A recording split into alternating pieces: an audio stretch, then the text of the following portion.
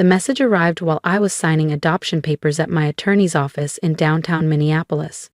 Delaney, we've decided to redirect your trust fund to Lauren. She has 3 children and needs it more. Seconds later came another message from my father. It's for the best. You understand.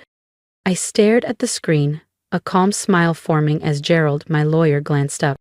Everything okay, Miss Walker? I handed him the phone. He read the messages, brow arching slightly before handing it back. You don't look surprised. I'm not, I replied, turning back to the adoption documents for Mateo. My name is Delaney Walker, I'm 34 years old, and I've spent my life being the dependable daughter. While my younger sister Lauren married early, had 3 kids, and constantly relied on our parents, I built a career in nonprofit education, saved carefully, and bought a home on my own. The trust fund, established by my grandfather before he passed, was supposed to be split equally between Lauren and me when we turned 35. But I've known for years that my parents would find a way to tip the scale. Growing up, Lauren's tantrums earned concern and attention. My awards and report cards were met with nods and a quick change of subject. As adults, nothing changed. Her financial failures brought open wallets. My quiet progress was invisible. 3 months ago, during a family barbecue, I overheard them on the patio. Lauren's husband had poured money into another doomed investment, and now they were drowning in debt. Delaney's portion could cover this, my mother whispered. She doesn't even have a family to support. They didn't know about Mateo. They didn't know I'd spent over a year working with an adoption agency to bring home a 5-year-old boy who lost his mother in a tragic fire. They didn't know because they never asked about my life. Too focused on rescuing Lauren, again. The day after that barbecue, I called Gerald. He had been my grandfather's lawyer and had quietly become a trusted friend. Is there any way to protect my share of the trust? He smiled and pulled out a folder labeled Walker Family Trust, Addendum. Turns out Grandpa knew them too well. He'd left a clause requiring both daughters sign consent for any change to the trust. So no, the transfer won't be happening Friday. But something else will. Tomorrow morning, I pick up Mateo. His room is ready, filled with books, stuffed animals, and a nightlight shaped like a rocket. And while they chose to invest in chaos, I chose love, stability, and a future. I think Grandpa would have been proud. Your grandfather was a sharp man, Delaney, Gerald said, sliding the final documents into a folder. He added a clause that if anyone tried to alter the trust distribution without consent from both beneficiaries, the full amount would be released immediately to the original heirs. That same afternoon, I moved my portion, roughly $2,500,000, into a secure account. Not for personal splurging, but to fund Mateo's future and seed capital for the early literacy foundation I'd been quietly building. Now, back in Gerald's office, I typed a simple reply to my parents' message. Thanks for letting me know. My phone lit up immediately, calls from both parents. No doubt they were expecting tears, maybe an argument. I declined them all, focusing instead on the final steps of Mateo's adoption. Tomorrow, I would bring him home. To a house built on love, structure, and security. Everything my grandfather intended for all his great-grandchildren, not just Lauren's. Should I notify them about the clause? Gerald asked as he tucked away the adoption file. Not yet, I said. Let them find out when they try to move the money. I smiled, glancing at the photo of Mateo on my phone. I've got more important things to focus on. As I left Gerald's office, my phone continued buzzing. Voicemails, texts, and now Lauren had joined in. Her messages were long-winded, justifying why she deserved the funds more because she had real children to support. My parents flipped between guilt trips and veiled demands. I drove home in silence, the calm kind. The kind that comes when you've stopped asking for permission. The kind that lets you paint a child's bedroom in shades of blue and orange because that's his favorite, and you're finally the one making the rules. Tomorrow, Mateo would finally have his forever home. And I would have the family I built on my terms. My parents had tried to use money to control me, but they were too late. I'd already built something priceless. Let them believe they'd won. Let them think I was still the silent daughter who always folded at the first sign of pressure. In less than 24 hours, they'd realize the quiet ones are the ones you should never underestimate. The next morning, as I was loading Mateo's welcome home backpack into the car, my doorbell rang. It was them, my mother in a pearl-button coat, my father in his golf gear, both looking as flustered as they were polished. "Delaney, we need to talk," my mom said, stepping forward like she owned the house. I blocked the doorway, catching their glance as it landed on Mateo's suitcase near the door. "Going somewhere?" Dad asked, frowning. "Yes," I replied, checking my watch. "I have an important appointment in 20 minutes. "More important than family?" my mom said, voice dripping in practiced guilt. "Lauren's desperate.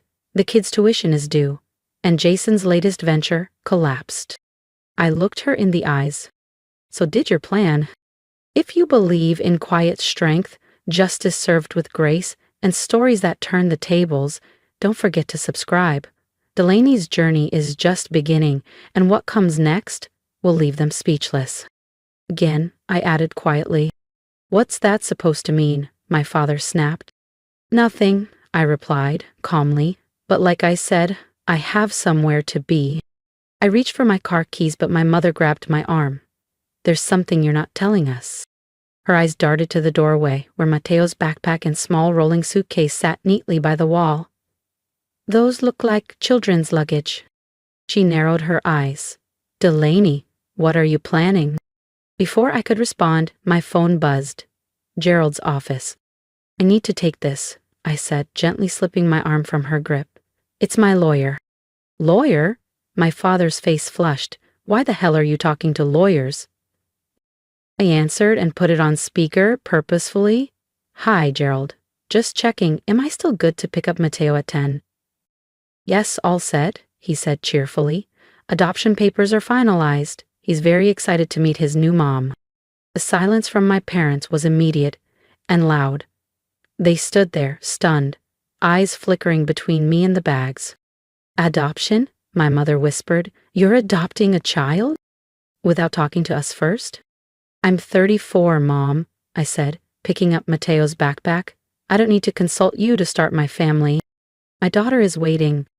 "Daughter?" my father echoed, voice breaking. "But what about the trust fund? We've already promised Lauren." "That's not really my concern," I said, stepping outside. "You made your decision about the money. I've made mine about what matters." "You can't afford a child without that trust fund," my mother blurted. "You need to stop this right now." I paused and turned, letting the mask slip just a little. "You know what's wild? In all these years, neither of you asked about my salary, my plans, or my investments. You just assumed I had nothing because I don't broadcast everything like Lauren." They exchanged uncertain glances. "Well," my father began, "based on your salary." "My salary as a senior child advocate, my investments, and the inheritance Grandpa left me directly in his will, outside the trust, have left me more than stable." Their mouths parted, but no words came. "Oh," I added, "you probably didn't notice that clause. Too busy helping Lauren burn through her half within the first year, I suppose." "But Lauren needs," my mother stammered. I cut her off with a steady look. "So do children without homes. I chose one of them." I walked to my car, and in the rearview mirror, I saw, for the first time, them left behind. "Lauren wants," I corrected. "There's a difference. And now, I really do need to go. Mateo's waiting." As I pulled out of the driveway, I saw them still standing there, frozen in disbelief, like the script they'd written suddenly stopped making sense. My phone buzzed again, Lauren this time. I flipped it to silent and focused on the road ahead. The adoption center was warm and cheerful, with a mural of children playing under a tree. Mateo sat quietly in the reading corner, holding the worn stuffed giraffe he took everywhere. When he looked up and saw me, his whole face lit up. That smile erased every cold dinner table, every condescending comment, every ignored achievement. "Ready to go home, sweetheart?" I asked, kneeling beside him. He nodded, then paused. "Will they like me?" he asked softly. "Oh, honey, your family. Will they like me?" I pulled him into a hug. "We are family now, Mateo, just you and me. We're going to build something strong, something loving. The rest? They'll catch up. Or they won't. Either way, we're going to be just fine. On the way home, he chattered excitedly about his new room, what color he wanted to paint the walls, and how many books we could fit in the shelf. Just as I turned into our neighborhood, a message from Gerald popped up. Your parents just attempted to access the trust. Clause triggered. Shall I proceed? I looked in the rearview mirror. Mateo was hugging his giraffe, watching the world with quiet wonder. Yes, I typed. It's time they understood what Grandpa really left behind. The next morning, chaos came knocking, literally. My father's enraged voice filled my voicemail. What do you mean the money's gone? Delaney, what have you done? My mother's messages were a mix of sobbing guilt trips and angry accusations. Lauren's were the worst.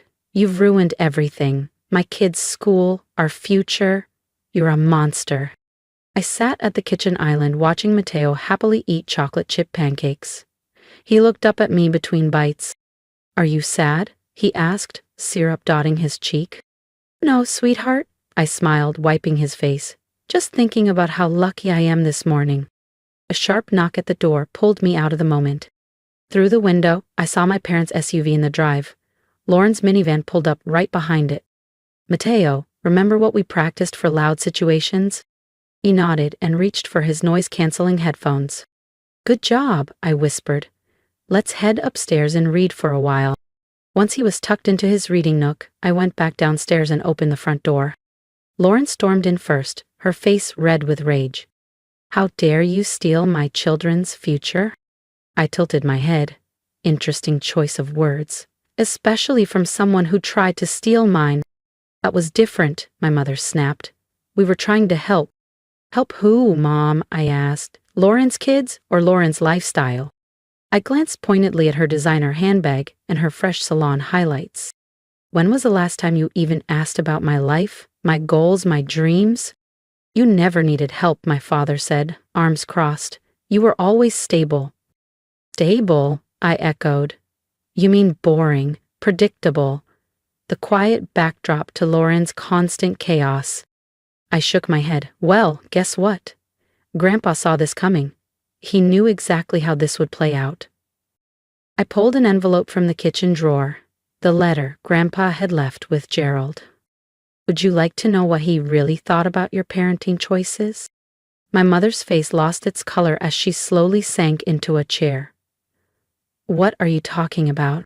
Grandpa knew you'd favor Lauren. He watched it happen year after year. That's why he added the clause about immediate distribution if either of you tried to change the terms. He wanted to protect me from this exact situation. But where's the money now? Lauren demanded. You have to give it back. A soft voice came from the stairs. Mama, my book fell. We all turned.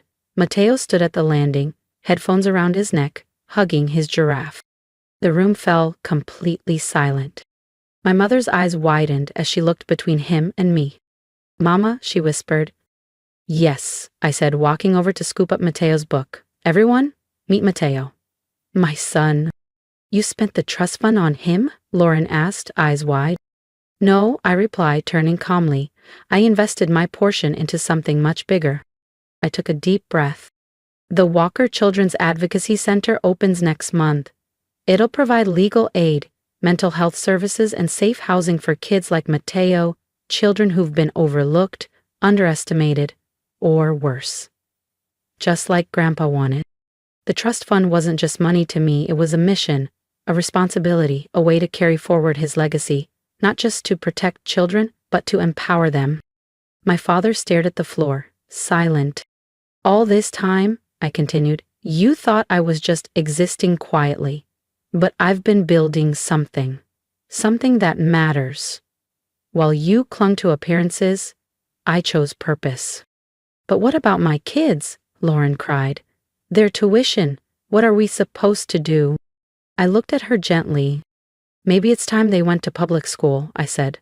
Like I did, maybe it's time they learned what it means to earn something, not just receive it. Mateo tugged my sleeve. Can we finish our story now? I smiled. Yes, sweetheart, let's go read. Can we finish our pancakes now? Mateo asked, tilting his head. Of course, sweetheart. I turned back to my family, still lingering near the front door. You're welcome to be part of our lives, part of something real, but it has to be on different terms. No more favoritism, no more guilt trips, no more treating me like the afterthought. My mother glanced at Mateo, then at me. Her expression softened, like something finally clicked. "As has your eyes," she whispered, that same quiet determination. "He has Grandpa's spirit," I said gently. "And just like Grandpa, I'll protect the people I love, fiercely." No one argued. One by one they left the house, subdued, carrying the weight of a truth they had refused to see for years. When the door closed behind them, I let out a quiet breath and walked back into the kitchen. "Are they mad?" Mateo asked, chewing thoughtfully. "They're learning," I replied, drizzling a little more syrup on his pancakes. "Sometimes people have to lose something to realize what they've taken for granted." That night, after I tucked Mateo into bed, surrounded by books, dinosaurs, and the soft glow of his rocket nightlight, I sat by the window, sipping tea. A message lit up my phone. "Mom, your grandfather would be proud. Maybe we could visit the advocacy center when it opens. I'd like to help, maybe read to the kids." I smiled, typing back. "Mateo would love that. He adores story time." Maybe this was the start of something new. Maybe healing didn't have to mean forgetting. Maybe growth looked like difficult conversations and second chances on different terms. I used to think revenge meant proving them wrong, but I've learned something far more powerful. The best revenge is building something better from the ashes, from the pain, from the past they tried to bury.